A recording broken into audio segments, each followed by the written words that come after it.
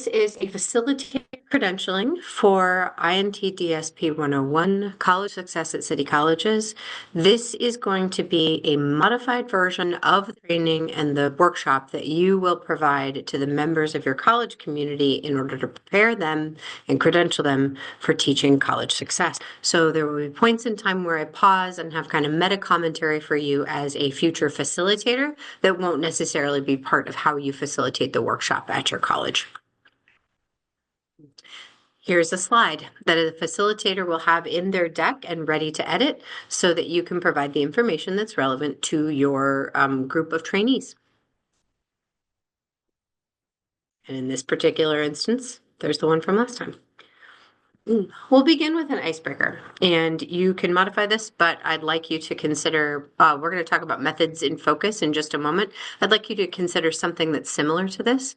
So now, back to each of you, I'm going to ask you to share your name and your neighborhood, your work at city colleges, framed as, I help students pursue their goals by fill in the blank. And there's a reason for that.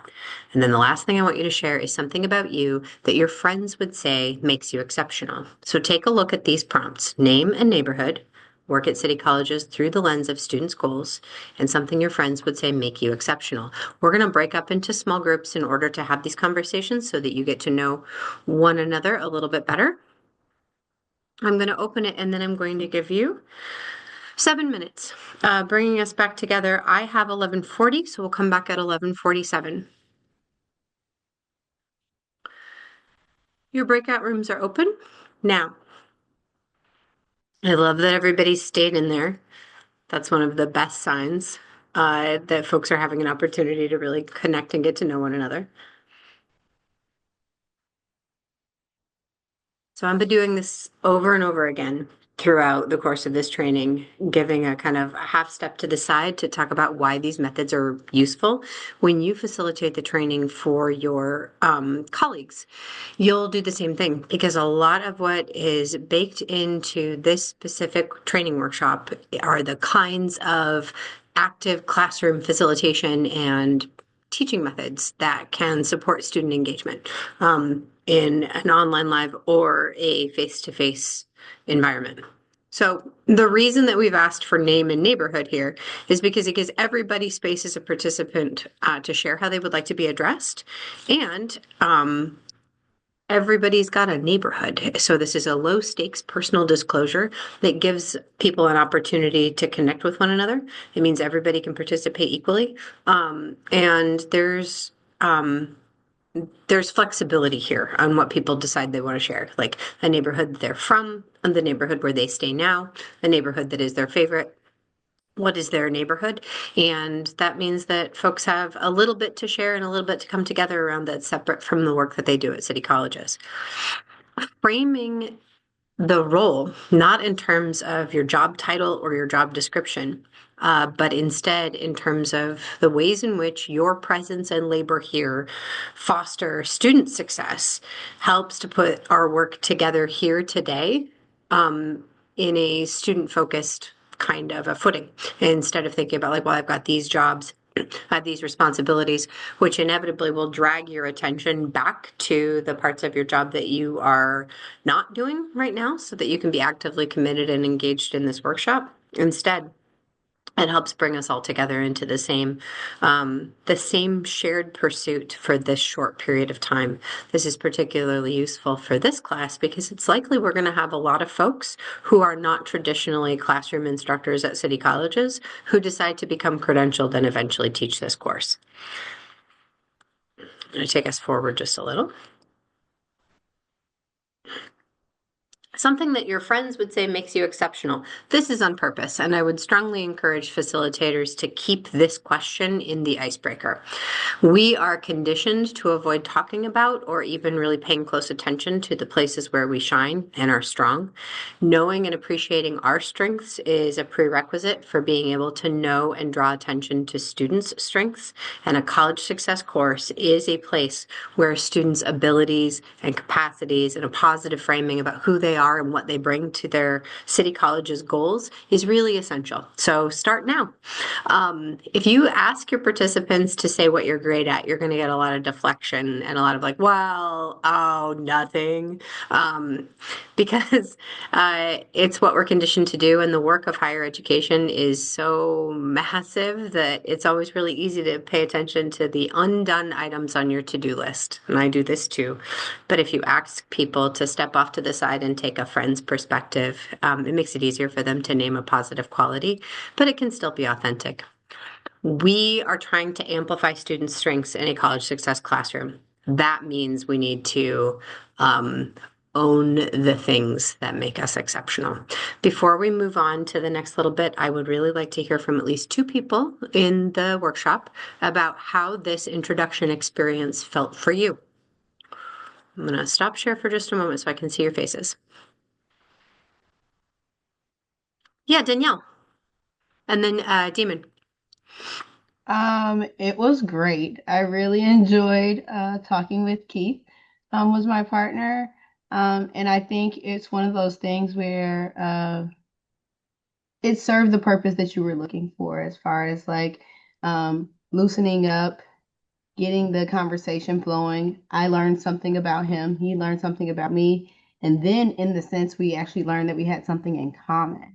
And You have so in common. we both like to host, and that is what our friends would say is the most Oh, cool. amazing or radical thing about us, is that we both love to host, and we know that usually it's one way or the other. Either people love it or they hate it. But we happen to both truly love hosting, our friends, our family. And so it bolstered into how we host our students, right? So Yeah. same way that we are hosting our friends, our family, is how we host these students here on campus, and how it bleeds into our work. And so it was a really great conversation. At first, we were surprised because it was just us two. And we were like, are we supposed to wait for someone? But then we just jumped into it, and it was really great. So I really enjoyed talking with Keith. Well, I enjoy you both, and I'm really happy that you got to know each other a little bit today, too. That's awesome. Uh, Dr. Davis, tell me your thoughts. Oh, it was great. My group was Keith Gorman and Afton, so we really immediately almost clicked. We learned that I'm the friend that is always present and in the moment with my group, and Keith is the ride or die kind of person, and Afton is the one that shows up and shows out. So she always brings the fun and the joy. So He we had a does. really great group, and we learned some things. There was some overlap. Afton and I from the South Side, and with Keith up in Edgewater and Uptown, which is not far where I used to work during my days at Loyola University in Rogers Park. So we had a great conversation. The few minutes you gave us, Megan, was not long enough. No, right? So now you want to sign up and take college success. Okay. Absolutely. I'm so happy to hear that. If there are points in time throughout the workshop where you're like, this did not land for me, I hope you will feel comfortable and safe saying, this doesn't seem like a thing I can make work in my own facilitation. It is not essential that you follow this deck and the facilitator guide to the letter. It is essential that you adapt it in ways that you think will work best for the community that you are training in a given moment. So if you're working with advisors, you're going to want to give a little more time and attention to the evidence-based teaching practices. If you're working with faculty, you may choose other things that you want to emphasize. But the important thing is that you are um, drawing explicit connection between the things that they will be asked to do and the ways in which they will be asked to show up in a college success classroom, which are a little bit different from a more content-oriented course, are really explicit so they can witness what it is like to be in a space where they are invited to belong very intentionally and routinely. So thanks, folks, for the feedback. I'm really glad it was working, but it's not going to hurt my feelings if you're like, this one's not for me. But I think I can. I think I can change it around. I have an almost 14-year-old. Nobody can hurt my feelings. I'm vaccinated. Just critique. All right, I'm going to bring us back into our deck. Hey, Brandon. Hi, Brandon. You missed the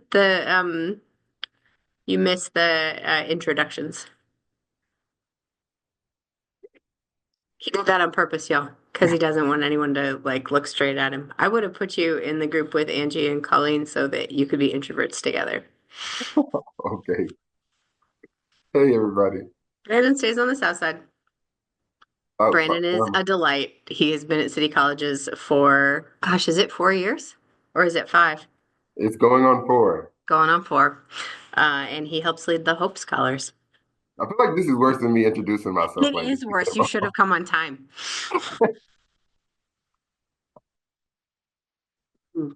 Okay, so here's our session agenda. We've done our welcome and our setting the tone.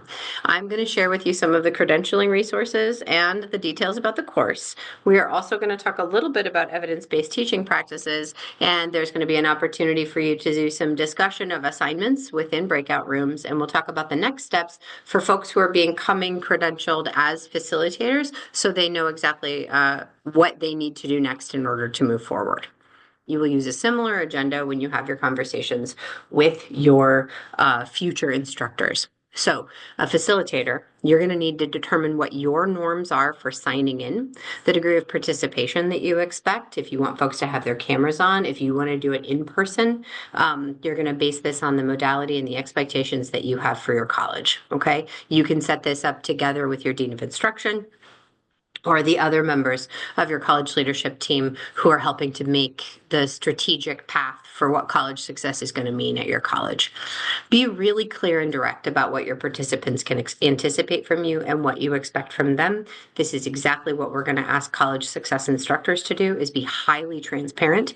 And then you're going to want to give them live and accurate links for the necessary resources, such as sign-in pages. And then you're going to have to decide either together in the group or individually beforehand. Are you going to record the meeting? Are you going to distribute the meeting? How will you handle it?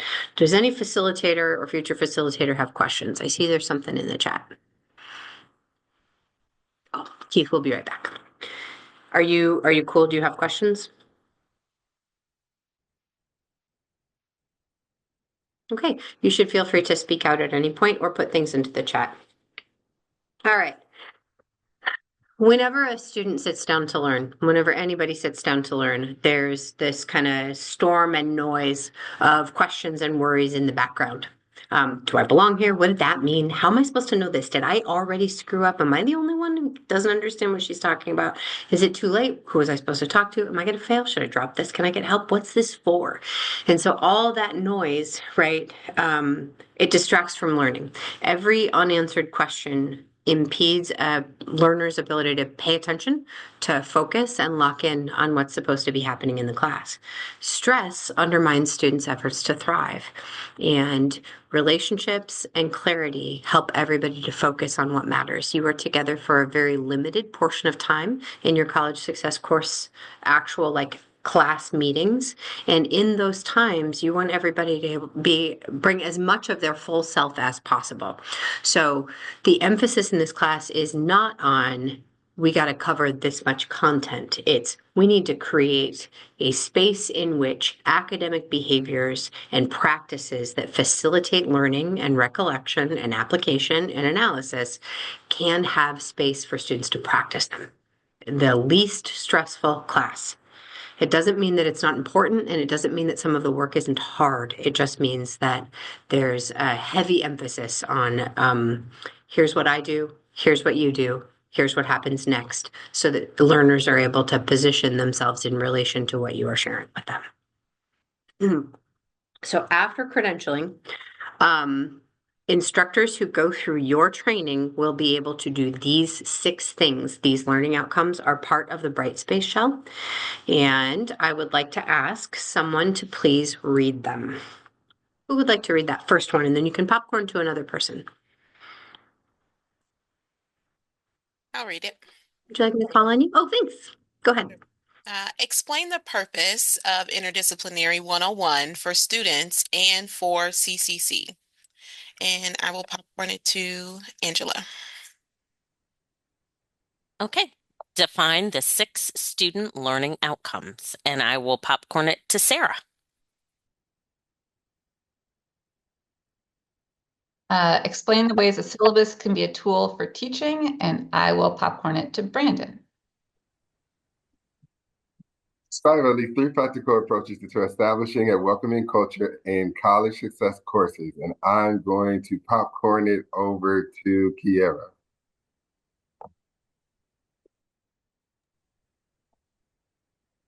Never mind, I'm gonna popcorn it over to Keith. I'm gonna go. Sorry. I don't know which one, but I know what I'm gonna say next. Apply at least 3 evidence-based teaching practices to support student learning, and I'm gonna popcorn it to Keith. So this is number 6, right? So identify resources available to support instructors. Awesome. Great job, gang. So this is a way of preventing the professor or the instructor from being the only voice in the classroom.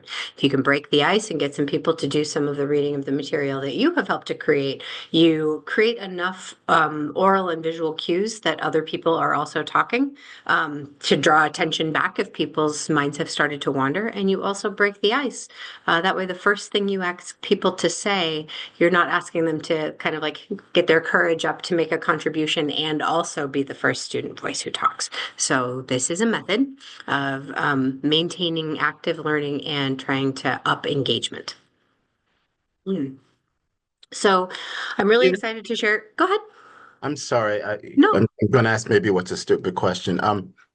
So the purpose of this is we would find people who are interested in teaching college success courses, and we would be the ones training them in how to do this. Yes, that's exactly right. You, Keith, I think you've got an FYE lead at Wright who's going to be the facilitator, but this way you'll know what it's going to be. And this is for the credentialing. You're not going to have to go find them. I promise you. There are going to be a lot of people who are interested. The other thing is that this is a new credentialing process, and we've shared with everyone, including the part-time and full-time instructor unions, that people will need to be re-credentialed by fall of 2028 if they want to teach a class in that term. So they can continue teaching on their old credentialing for 2 years, and then by that point, the re-credential version is something that they will have needed to complete. So they'll come to you.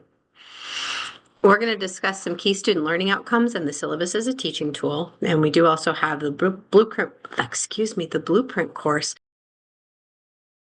You're going to spend the next, I'm going to call it 8 so that we have a little bit of leeway. So we'll come back together in a group at 12:12. So in small groups or breakout rooms, I want you to list all the purposes that you, in your little group, believe that college success can fulfill for student. You can focus on a student persona or different student experiences if you want to, but in your group, make a big long list and then identify one that you think collectively is the most important benefit. Okay, so I'd like to hear from folks about what they in their groups identified. What did people notice as chief contributions that college success can make? Yeah, all right. I got Keith Jones and one other raising hands. Let's see what we got. And Dr. Davis. Go ahead, Keith. Okay, okay.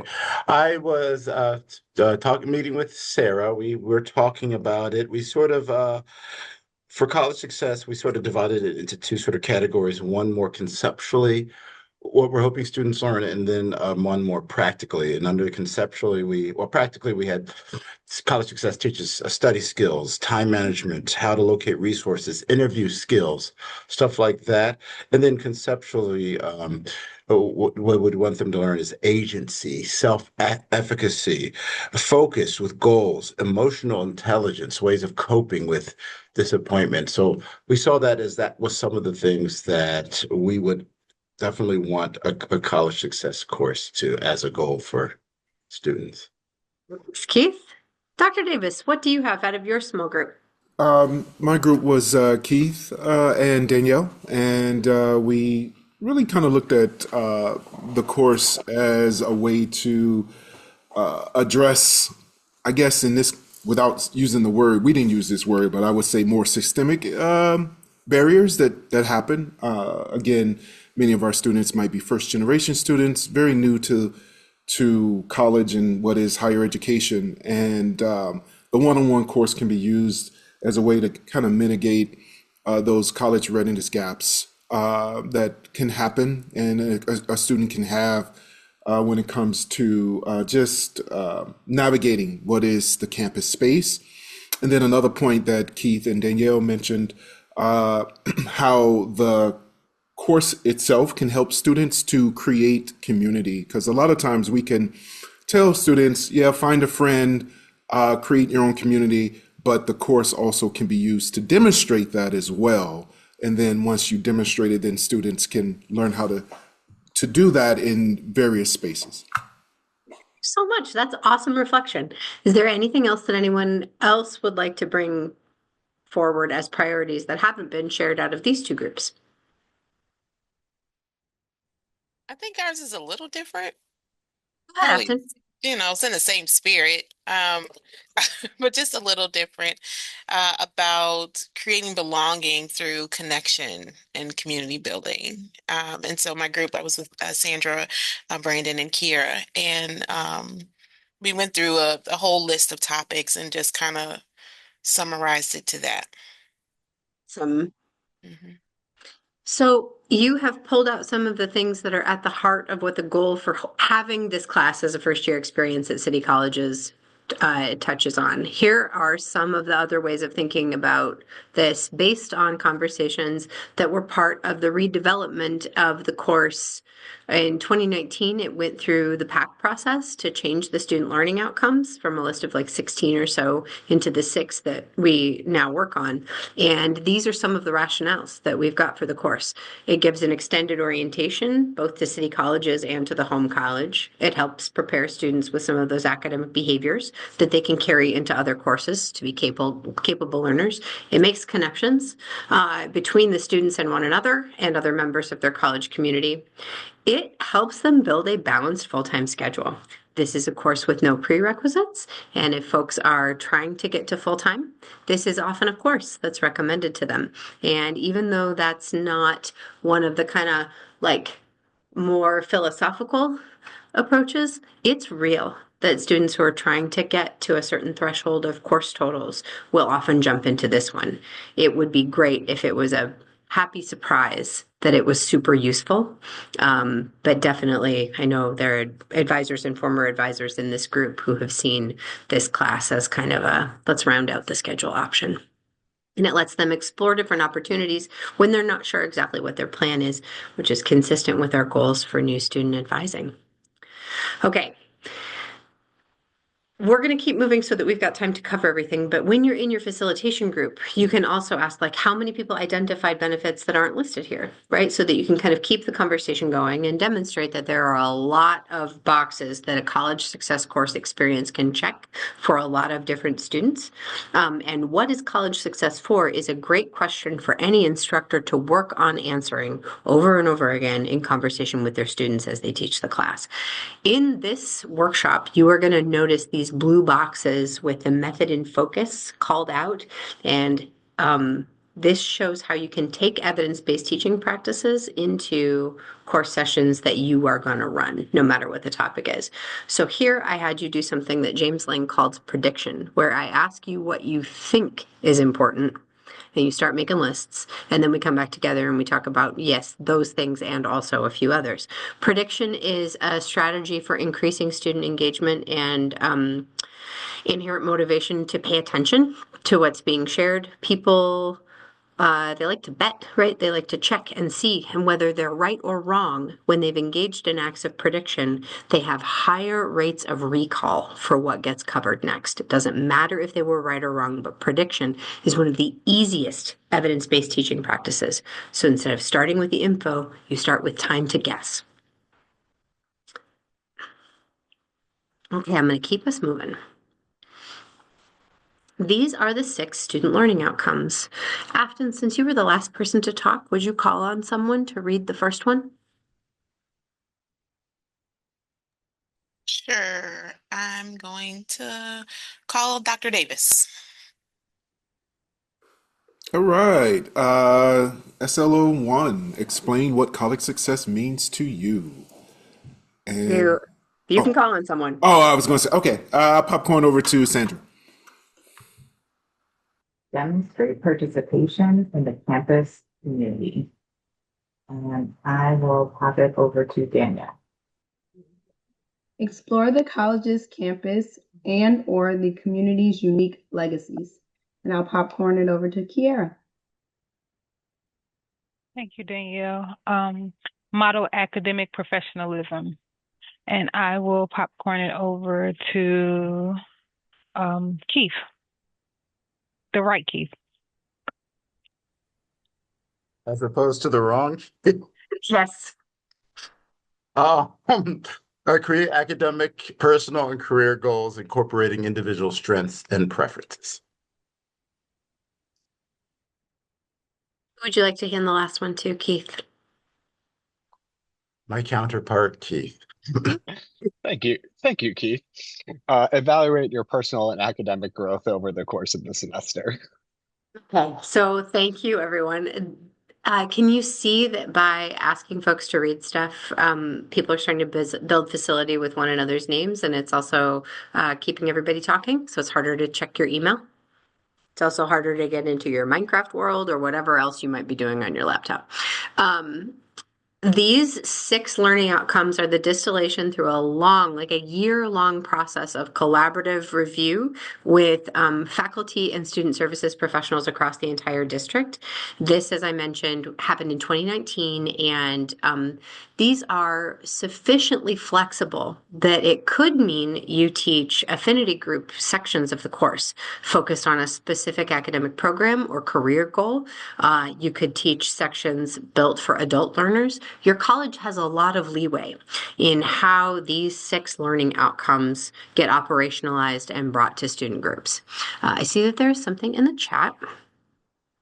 Yes, you are forced to pay attention.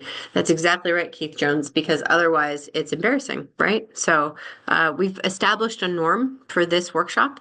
And if we were a class, right, then we would be able to call back to this norm over and over again. It helps to institute some of the academic behaviors for active participation. So let's take a look at the syllabus. The purpose of a syllabus, we're working on a learner-centered syllabus for this class and also some templates in Simple Syllabus that will make a learner-centered syllabus really easy to adopt. And the purpose of a learner-centered syllabus is to bring the student and the instructor onto the same page to reveal some of the inner workings about how a course moves from learning outcomes to exercises and readings to assessments to support student progress and growth and development over the course of the term. It details how the learning and the teaching process can work, and it gives students more explicit and transparent guidance about how they can make it work. And this means that everybody's operating with the same expectations. We'll have a template for folks as they get ready to teach the fall class that is a learner-centered syllabus that includes specific examples and models, and it won't just be for college success. The template within Simple Syllabus will be available for anybody who would like to adopt it, and it is going to be a part of the work that we try to do and socialize that supports course success goals going forward. So the purpose for the syllabus helps to define the related roles of instructor and learner really clearly. One of the reasons college success is an important extended orientation to the project of learning in college is one of the reasons that a learner-centered syllabus makes such a difference for this particular class. As I mentioned, it helps to map out the course, it shows the connections between what you do in the different modules and how that adds up to the competencies that are kind of aspired to through the student learning outcomes.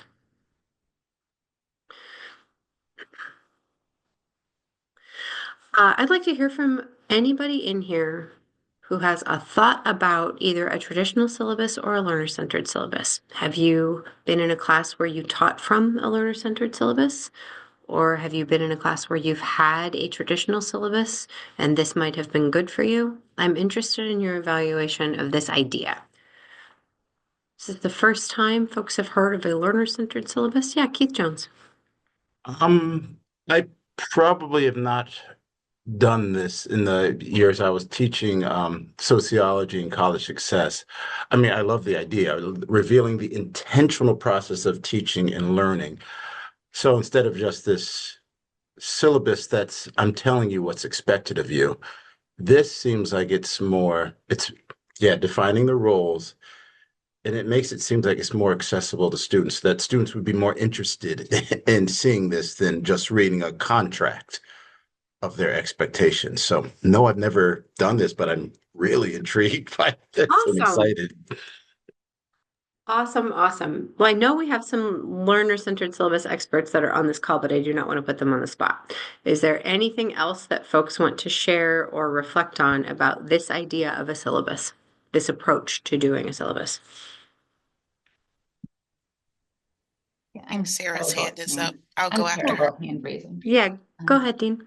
I think one thing that we were talking about learner-centered syllabi, and then I think is really help. One thing is, sorry, one of those days. It needs to, like, we need to find ways that the format is accessible to students. A lot of times, right, like the 15 pages of policies and everything. So finding a way to make things student-centered is also making it like inviting them in to that. And I think I've used one when I was working to figure out how I wanted to assess and kind of discuss participation in my teacher ed classes. Because I would explain why I was asking students to participate in specific ways and things like that. So like it was that it does help students. It also kind of unmasks some of, it fits particularly well, I think, with college success. Like one thing that Keith and I were talking about in our group before, was like unmasking like the hidden curriculum of college as part of the college success course, and part of the goal of a student-centered syllabus is doing that, like explaining why, but doing it in a way that isn't just more words. Because that, I mean, I don't know, like when you watch students, like if you physically have a syllabus, like they flip to the what's due when piece and what do I have to buy, right? Like when does it due and what do I have to purchase? So syllabi are extremely both boring and complex documents. Yeah, they're boring, they're complex, and then they're really important, which is a very bad combo, right? It's like a terms and conditions style mode of doing it. It was like, yeah, fine, I accept, whatever. Let's keep it moving. Danielle. I think the unique thing about the learner centered syllabus is that not only does it hold the student accountable, but it holds the facilitator or the faculty member accountable also, right? So when we have questions, once the course has begun, we can go back to this and say, a student can say, you said I would learn this, right? And when it comes to the feedback that we're receiving on how we can, make our courses better and develop them from semester to semester, I think that feedback is useful also. And so we can use it as an accountability, not just for the students, right? Because I know that's what it's typically used for, but it also puts some accountability on the facilitator or faculty member instructor. Thank you. I think that's an excellent flag. It does kind of say we're a community as a class, so that means we all have things we owe to one another. And it lets you be rigorous, but also say, I am modeling for you the same kinds of commitments I'm asking you to make. Afton, sorry, I skipped over you. I apologize. Go ahead. No, it's okay. I didn't properly raise my hand. Um, so I'm looking at this and I guess I'm grasping. I haven't necessarily heard the term learner-centered syllabus, but what's coming to mind are the Quality Matters classes with alignment of the objectives and making sure that there is alignment with objective lesson and assessment. And in the syllabus this semester, I attempted to put in the learning outcomes and objectives and match them with what we were doing. And then again, presenting the objectives to the students. But I don't know if it came home all the way to make it really make sense. And so I think this would just take a lot of practice, I would say, or trial and error to make sure that everybody sees everything and how it's supposed to be aligned and to go together, and that it's relayed to the students. We know what we're teaching. They get the topic of it, but do you really get the objective and how it all comes together? I think that's one of the pieces where like it's not enough to have the document, right? And it's not like a perfectly built course, a beautifully crafted syllabus that doesn't live in the course and doesn't get engaged by the other learners, not just the instructor, doesn't educate anybody. It doesn't matter that it's great if it isn't used or useful. And I think that goes to Sarah's point as well, right? That like it's a combo of it's very informative and it gets taken up by the students and invites them in and it works for them in the ways that they read. So there are some other elements of a learner-centered syllabus that aren't laid out on this slide that we could think about, which means that it needs to align to the literacy level and the vocabulary that's familiar to the students. That goes back to that idea of unmasking some of the hidden curriculum. We shouldn't use abbreviations or CCC specific names for things without clarifying what we mean. Because if this is extended orientation, then the syllabus is it's an educative document through which they become more skilled in using other syllabi, even if they're not set up as a learner-centered syllabus. So a template, I think, in simple syllabus can make a difference, but this definitely does require some different kinds of engagement and thinking on the part of an instructor. So the version that's going to go along with the blueprint for this course will be learner-centered and can be edited and fussed with and updated. But this is a preparatory tool for the instructor as well as a resource for the student. And if it's framed that way, when you deliver your training workshops, then I think it'll help your instructors. Like this is part of the getting ready for the term and a really great semester of teaching. And it's not a document that you have to check the box on so the students have it. It's so the whole course has this kind of guiding text. Thanks for spending some time on this with me, folks. We're going to have a lot of professional development opportunities through the fall of 2026 to talk more about learner-centered syllabi and showcase existing instances that instructors across the district are using. There's no one right way, but clarity and specificity and reciprocity are three of the main ideas for how to do it. Okay. So we don't have this link in here right now because we're not quite done with the version that's a Word doc, and we also don't yet have the link to the template versions within Simple Syllabus. Those are a summer project, and folks will have that when it's time for them to deliver their training. This is an example of a part of your workshop where you're going to need to make a choice. These are called out in your facilitator guide that you pick one, but I'm going to talk through this a little bit and we'll zoom through it now that we've had our discussion.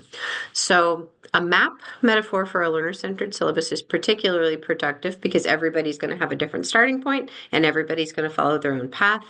It flags supports and resources, but those aren't going to be equally useful for every single student. Some people are going to be like, yes, tutoring, I'm there.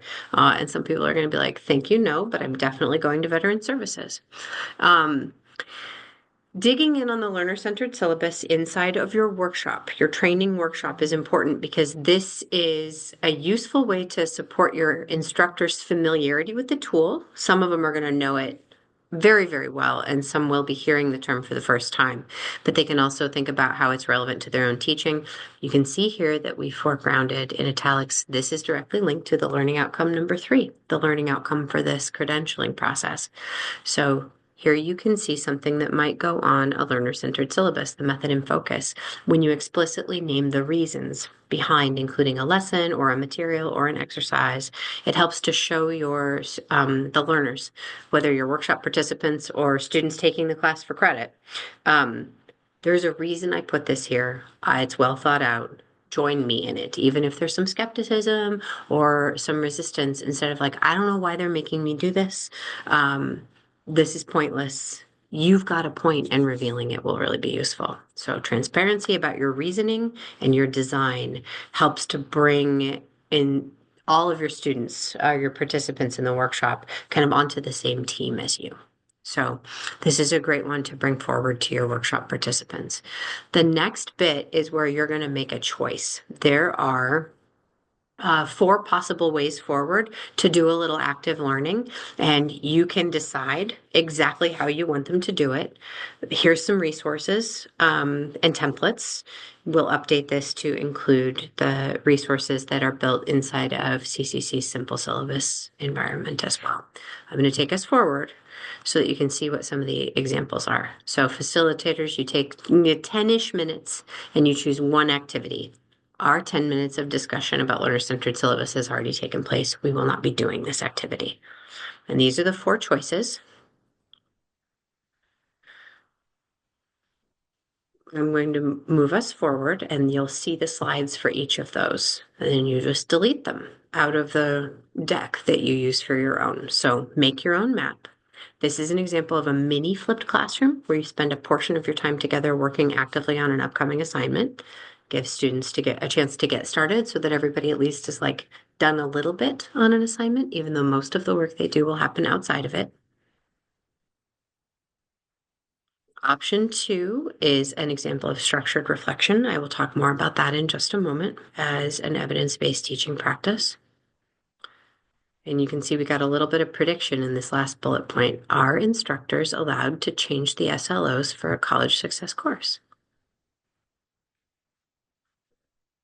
This is option 3 is another example of structured reflection.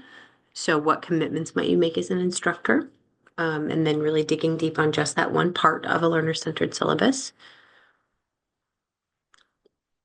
And this is a little bit more solo. You're asking people not to engage with a group, but to dig deep into their own plans and perceptions of how they would teach college success. It's another example of structured reflection.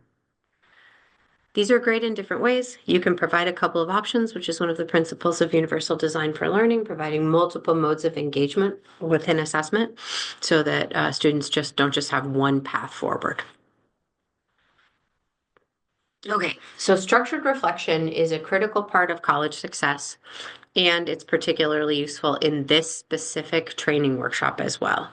So it takes time and it takes practice to mesh together new information and ideas and strategies or facts with what we already have in our long-term memory. And it is not something that we have a ton of practice with, even if we just came out of high school, right? There's a lot of the kind of banking model of education where it's like, here's info, here's info, here's info, watch a video, go do your freckle or your math or whatever, like do the problem set. Okay, great, done. And there's a lot of like active time on task that doesn't necessarily allow for the integration of new ideas with working knowledge. We only have about 5 to 20 minutes of working memory. And if something stays there and doesn't get connected to things we actively know and like do not typically forget, it's really easy for it to evaporate. It could be really clear in the moment where it's first shared with us, really clear in the moment of reading, and it won't stay. So if you dedicate time inside of a class session or inside of a workshop and you give really particular steps to plan for application in a real life setting, it supports your learners, workshop participants, future instructors, students in the class in building the practices that they can then repeat in other instances to convert a new piece of information into real behaviors and then possibly into repeated behaviors. So, structured reflection into the blue box is a way that you can spend active course time together in a group to foster metacognition. And it lets students bring their real life selves and the things they already know and the things they already care about into relationship with the things that you are exposing them to for the first time in your course. I am interested in folks' thoughts about this idea of providing structured reflection time within a workshop. Do you learn things in the PD sessions or the trainings that you attend typically? I got a couple things in the chat. More thought. Oh, that was maybe Sarah. It was about the syllabus, more forethought. Okay. All right. What do you think about the idea of bracketing time in a workshop or in a class for structured reflection? Is this clicking for folks? Keith Jones is nodding a lot. Sarah is nodding a lot. I am interested in thoughts from folks who haven't said anything yet.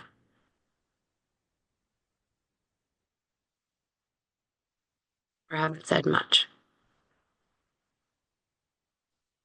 Okay, Dr. Davis, you know that you have raised your hand more than once. You pick someone else, and then after they talk, you can share yours. Because I know you're going to have an amazing thought. I feel like if I pick Pick someone, a I'm gonna quiet start making person. enemies. But no, no, I pick Afton.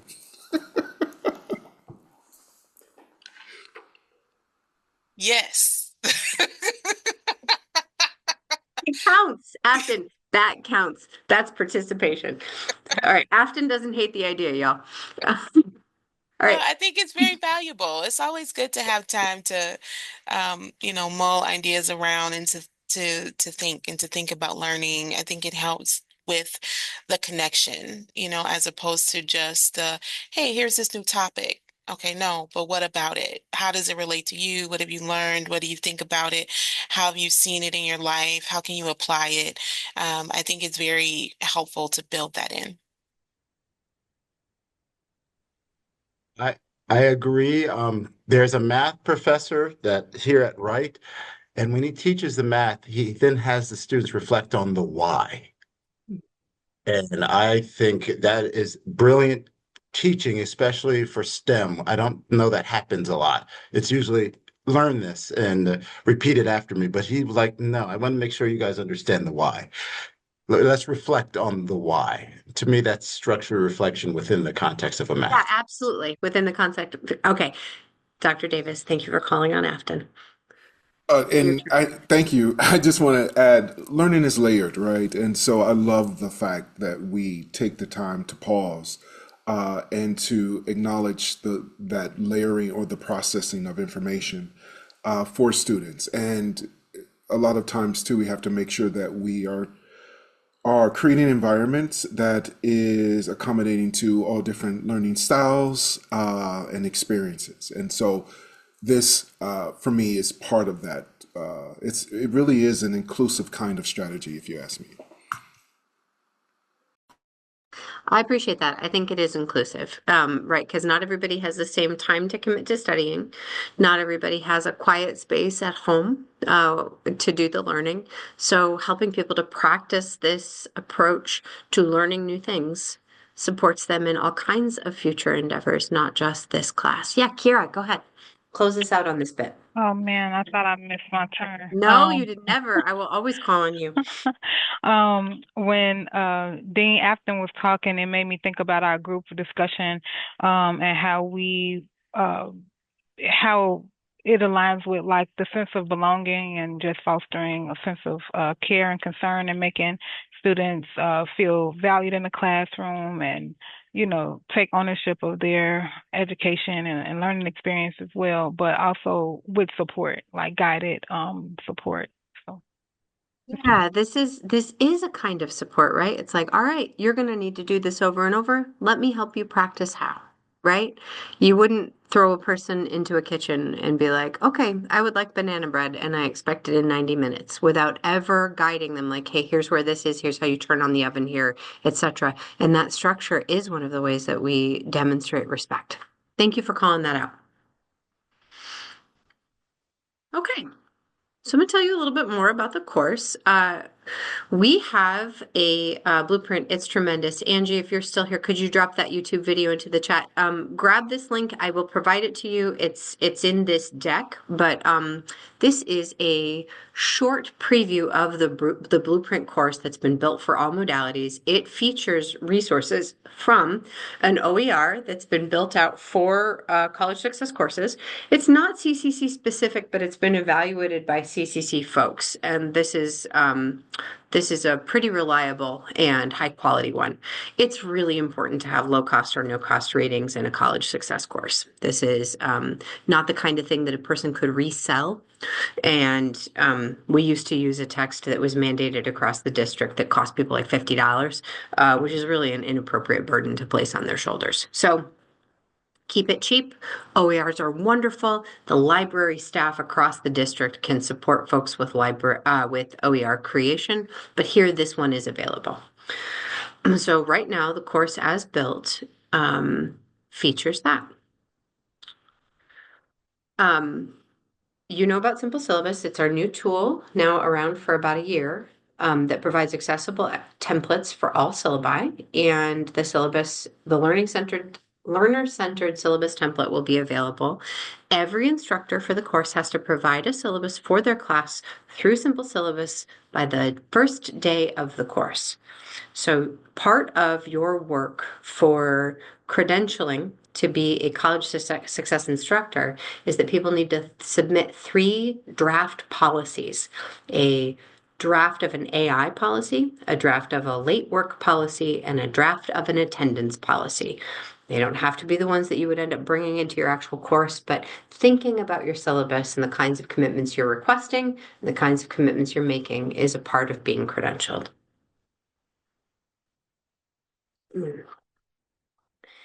You can't change the student learning objectives. You cannot. You cannot add to them and you cannot take them away. This is part of shared governance at City Colleges of Chicago, and it's one of the things that really sets us apart as a community college is that emphasis on faculty ownership and guidance of the curriculum. So just these 6.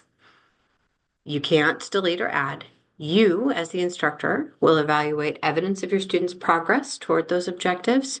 And it's also really useful for the students to really think about and know the SLOs and be asked to evaluate their own progress.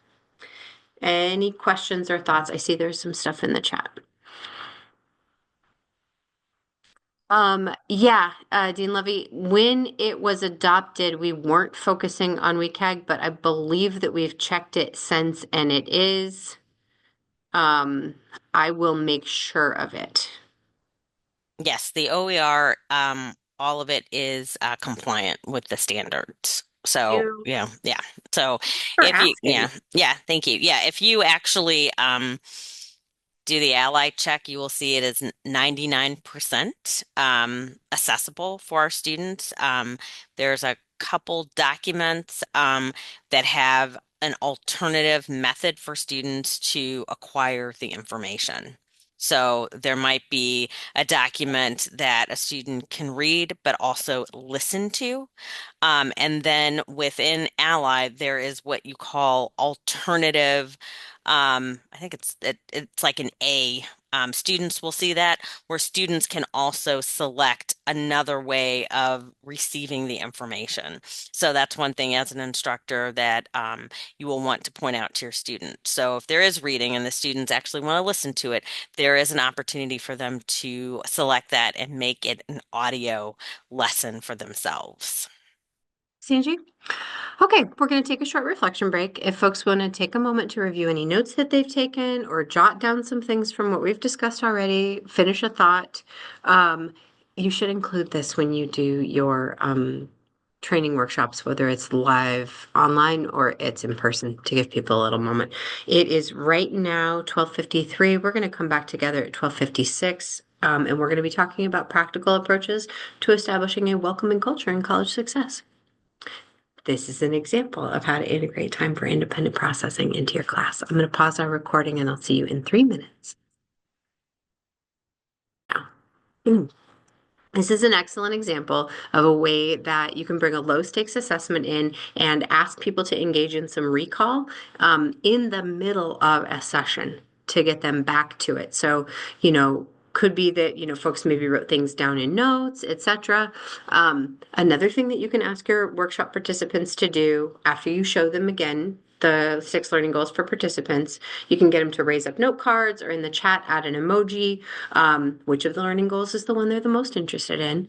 And then you can also give them a low stakes assessment opportunity to tell you the why. So Keith Jones, the point you made about the math instructor, this is available. Why is it that you are here in the college success credentialing today, right? Being facilitated by any of the folks who are facilitating it. Yeah, Keith, it's very valuable for NSOs. So these low stakes assessments give people a chance for recall, but they also help to reiterate the material that you have shared with them. Don't worry, I'm going to show it to you. Okay. After completing the credentialing, instructors will be able to explain the purpose of the course, define the success LOs, explain the functions of a learner-centered syllabus. We spent like a minute on that one. Describe 3 practical approaches to establishing a welcoming culture in college success, which is what we're going to talk about in just a moment. Apply 3 evidence-based teaching practices to support students' learning. We've done so many methods in focus already, just in the last like literally an hour and a half, that everybody should have at least 3, and identify resources available to support instructors. Can anybody identify a resource available to support instructors before we move on? What do we have available? The Brightspace page? Yep. We got a Brightspace page. What else do we have? Is it a YouTube video? Welcome. YouTube video that's the forecast, like you can watch the little tour of the blueprint. Thank you. Links you provided. You One more provided time? us the links you provided us earlier. I don't remember where they were to, but yes. You mean the ones that are the sample learner-centered syllabus links, or a different That's set it. of links? Okay. That's it. Okay. Awesome. So at your college, you may also have a Center for Teaching and Learning. You may have Diego Baez, the college success discipline liaison for the entire district. Veteran college success instructors, lots and lots and lots of resources. It really can be a vital community of practice at your college, but reminding people that they're not alone in teaching the class is a big part of making that alive and active for people.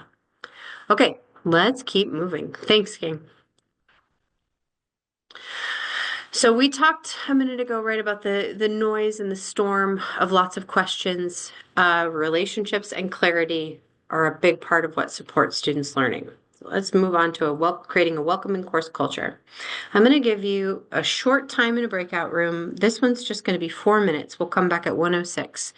What helped you feel at ease in a new situation?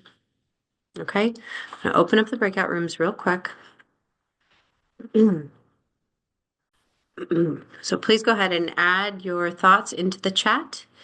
We have about a little less than half an hour, about 22 minutes left together, and I want to be sure that we can keep moving. So with that in mind, rather than a big long talk out about this, even though it's one of my favorite pieces of the session, I want folks to get a chance to put their voices in. If you wouldn't mind reading through the chat and throwing some emoji responses in there, this is one of the ways that we can get some kind of side chatter. The meeting, if you will, and also keep going.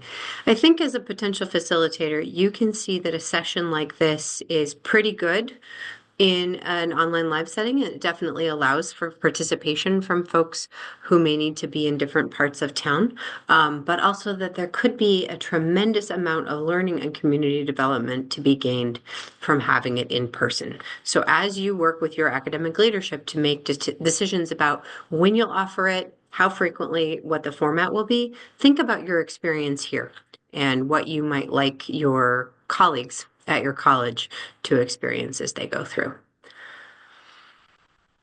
This kind of side chat with emoji responses, you can do things like this in an online live course or an online live workshop facilitation to get folks interacting with one another rather than just you kind of straight up lecturing. So we've talked about this in other kinds of training and other kinds of sessions, and this is going to be familiar to a lot of your instructors. Things that can feel welcoming, you can break up into a handful of categories: social connections, actually knowing someone, having yourself be introduced to someone when they know both of you well, and hearing them say kind and thoughtful things about you, that can really help. Learning and using students' names is, of course, one of the Caring Campus commitments. That is a really common one for faculty to adopt.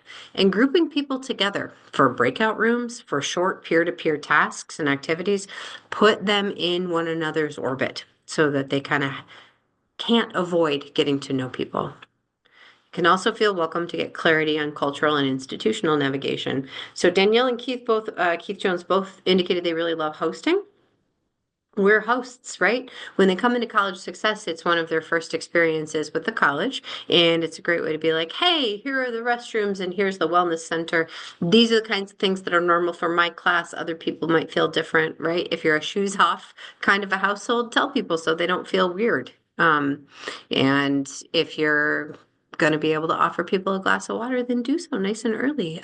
Invite them in and invite people to make those connections.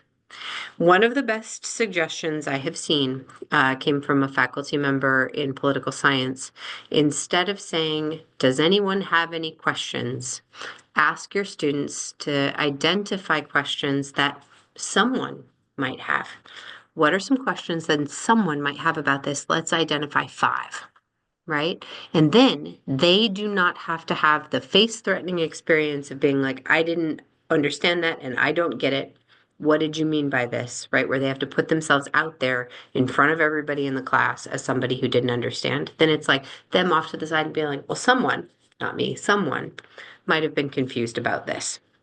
And you give them that asking for a friend kind of a stance, and you're much more likely to get active participation, and people can ask those clarifying questions. There is a piece in the Brightspace shell for facilitators and soon to be credentialed instructors. It's a 14-minute long video that walks through guidance on making a warm and effective referral. It's based on guidance from our Wellness Center staff at CCC. And even though every referral that you're making is not as potentially delicate as Wellness Center referrals, you can still learn from that. And it's my hope that we can make that a normal thing that a lot of people are reviewing and becoming familiar with. Before I move on to the next page, is that there anything that folks want to spotlight? Oh, these are wonderful things that y'all put into the chat.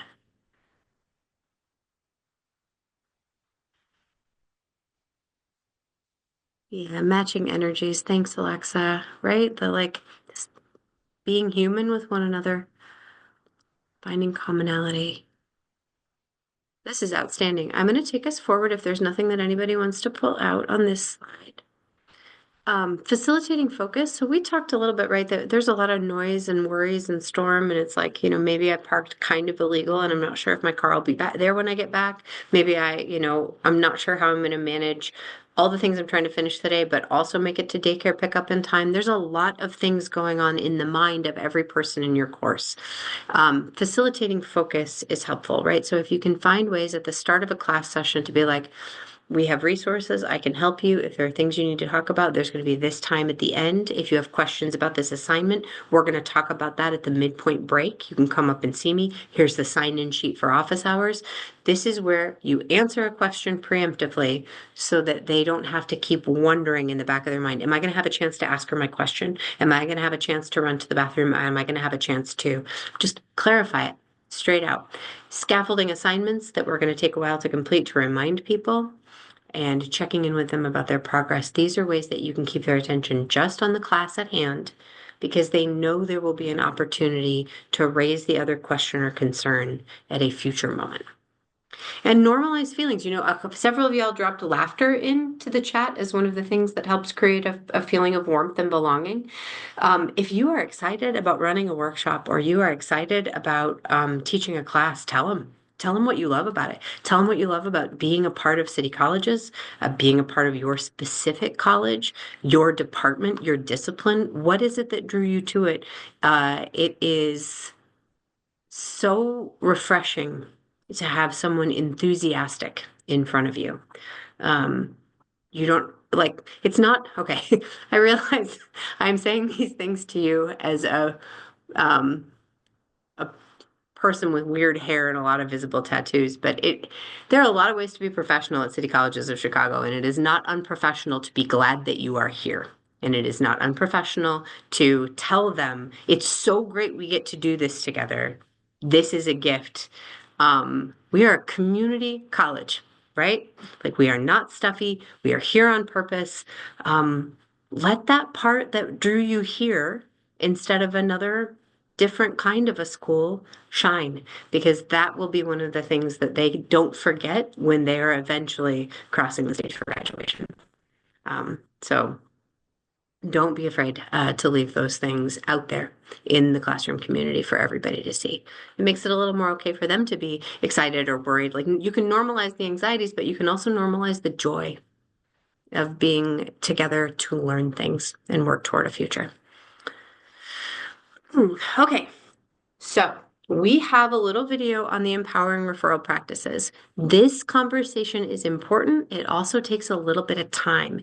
If you are training a group of, say, advisors or tutors or mentors or folks to teach this class, you won't need to hit this quite as hard. For newer faculty or adjunct faculty, folks who maybe could benefit from a refresher and a reminder about how referrals work and how Navigate functions, this is a great place to spend some extra time. So you determine based on your participants' familiarity with our systems and our student services resources, exactly how much time you want to spend on empowering referrals. But empowering referrals are a great way to create a welcoming environment. Because of the limits on our time today, I don't want to do a full think, pair, share. We only have 14 more minutes in our session. Is there anything, can you just give me a thumbs up if you could watch the video in Brightspace? There is no problem if you couldn't. You'll have it at the end of this session if you couldn't.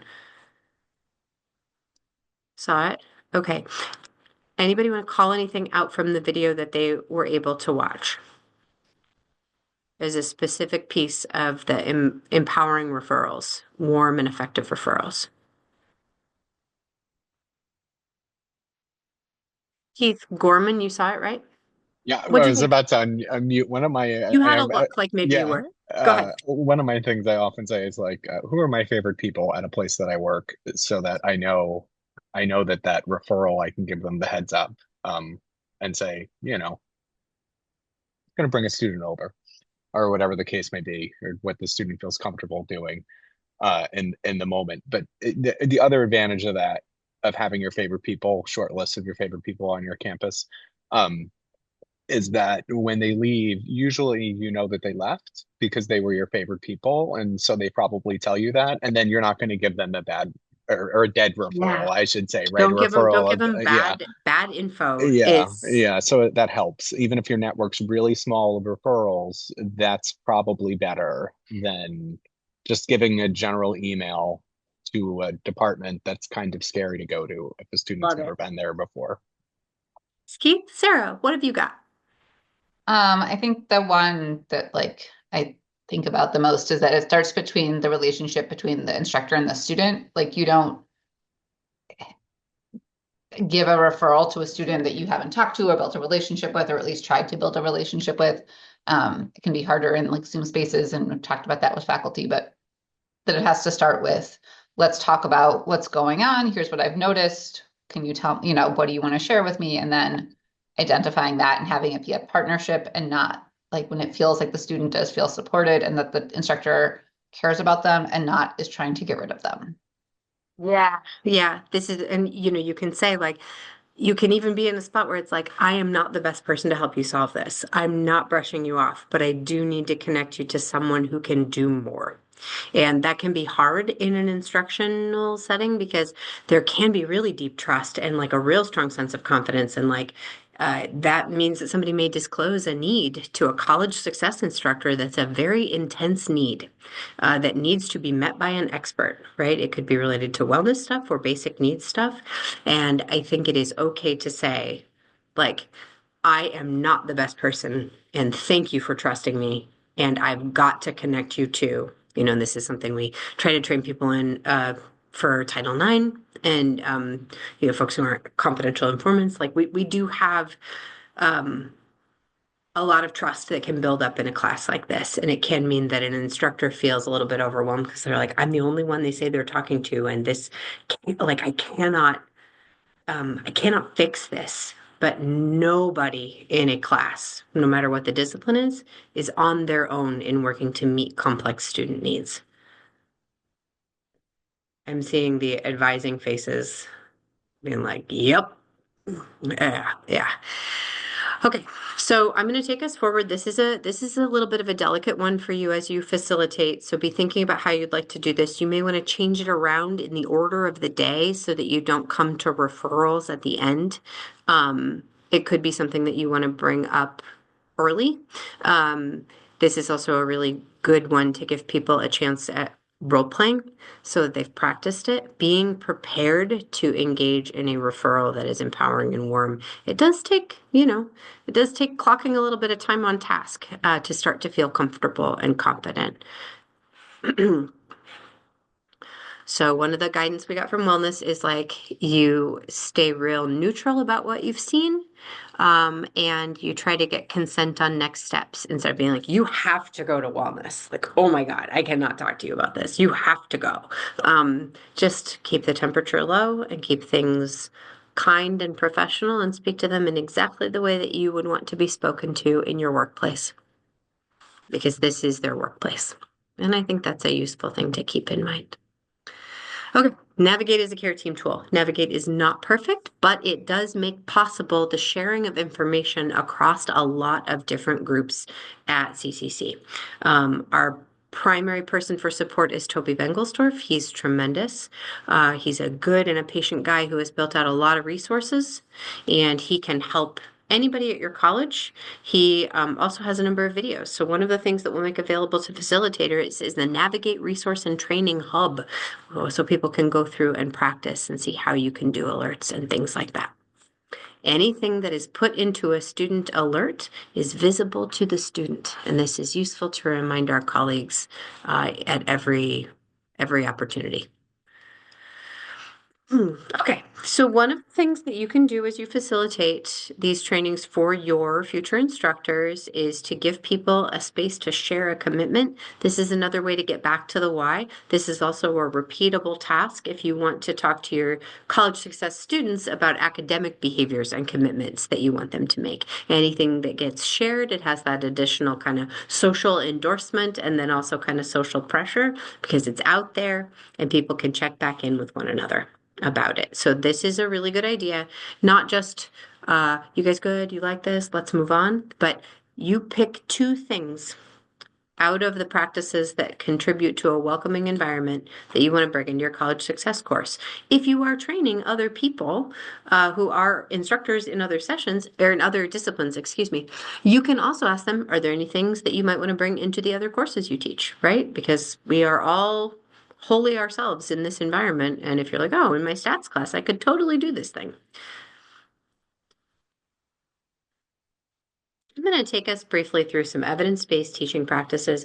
We also have an evolving resource that one of our super talented instructional designers is building that will give a little bit more exposure to this. So I'm going to move a little bit quickly to respect everybody's time, but I do want to give you a foreshadow. So there are a handful of things. We lean hard on small teaching. James Lang, which is one of the pre-reads from the first component of the training. And these approaches to begin with retrieval, use prediction, we've been talking about these and those methods in focus throughout the workshop. If these aren't familiar to you, you can take a look at the document that's linked. It's a terrific book and it reads really quickly. You can also find used copies online for very, very cheap because I think a lot of people get them during faculty welcome weeks and then they resell them. So you can grab a copy. I recommend it. It's quick and it's highly practical and translates to a lot of disciplines as well. Here is a little set of flashcards. If you are going to be in person and you want to turn these into printouts and give them to folks, that is not a bad idea. Modeling before attempting, that's really useful. Case studies are a great way to learn because it takes the student out of the role of the passive student and then they become the active reflector and advisor and they're engaged in analysis of a student need in a specific context so they can make a recommendation. It's easier to do as I say and not as I do. And if you ask them like, if you were an advisor, what would you tell a student in this situation?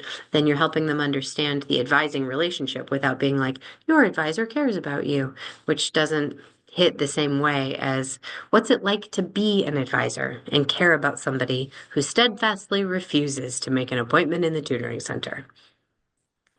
It's not easy.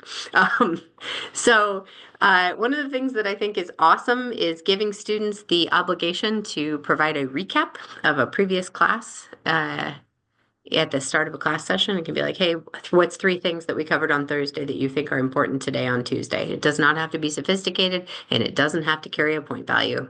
it still makes a difference because it means somebody else has the obligation of remembering what you covered together. We talked about prediction already. Here's a few more. Put them together all the time. Give them chances to work with one another. Take yourself out of the center of the classroom and put their peers into the center of the classroom. This is not a content-heavy class. It's a relationship and skills-heavy class. And this is a great way to give them lots of time to practice the things that you're talking about. I would also suggest that you try, Diego Baez does this a bunch in his college success. Let them grade some of their own stuff. Like, how was your participation this week? 0, 5? Like, I have done this in one of the classes that I teach elsewhere, and they give themselves all their participation points every week and have to say why. And almost nobody gives themselves 10 out of 10. They are far more rigorous in their self-evaluation than I would have been. And it's good practice because eventually they'll have to learn things without being graded because that's a huge part of adult life. And if they're like, oh, I didn't really bring my all this week, and now my taxes are late, right? It's good for them to have an opportunity to be like, did I try to learn? How could I do better next time around?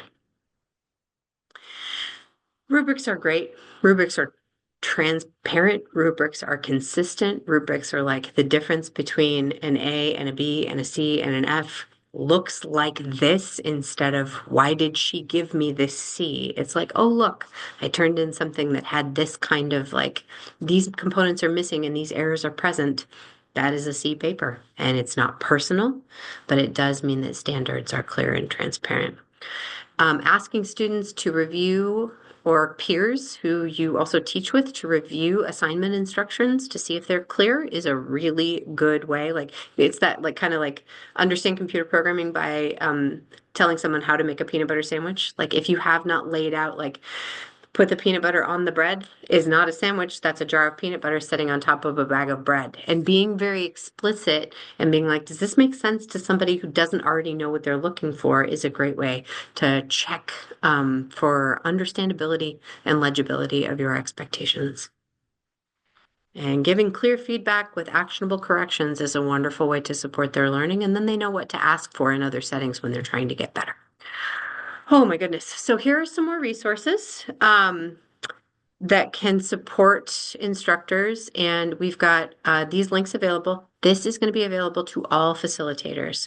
There is something I want you to do before we leave. We have, I think, a minute and a half, but I love this activity and I think your work as a facilitator is going to be better for it. Open up your email. You can move away from me. You can add a friend. You can add me. I don't get enough email. I'm so bored and so lonely. Select something from this training. It could be an evidence-based teaching practice. It could be something, anything, but pick something that you liked from the training that you don't want to forget. Put it in that message and then schedule the send. Don't send it now. Send it to yourself in 2 weeks or in 3 months or in 6 months or a year or whatever, so that you can tell future you something that mattered to you about the 2 hours that we spent together and the ways in which it helped you grow. You can totally do this with your students. They can absolutely send themselves a future dated email, and schedule send is a critical professional skill that they will 100% need to use in different times. And so it gives them a little bit of Microsoft practice. It is easy for the things that, even if they have been meaningful, that we've spent a little time on, to slip away in the storm of our normal duties and our normal tasks. And if you do this postcards method with the schedule send, you could also have like give people stamped postcards and have them mail them to themselves. That's cool too, but this is better for a virtual meeting. This is a way to bring it back to top of mind.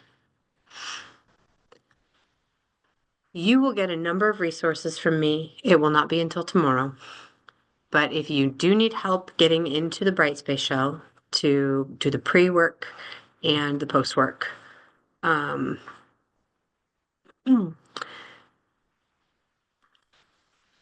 Angie and Stephen and myself and Colleen and Barb and Michelle, who have been working on all these things in the back end, we're going to be able to deliver a lot of resources for you.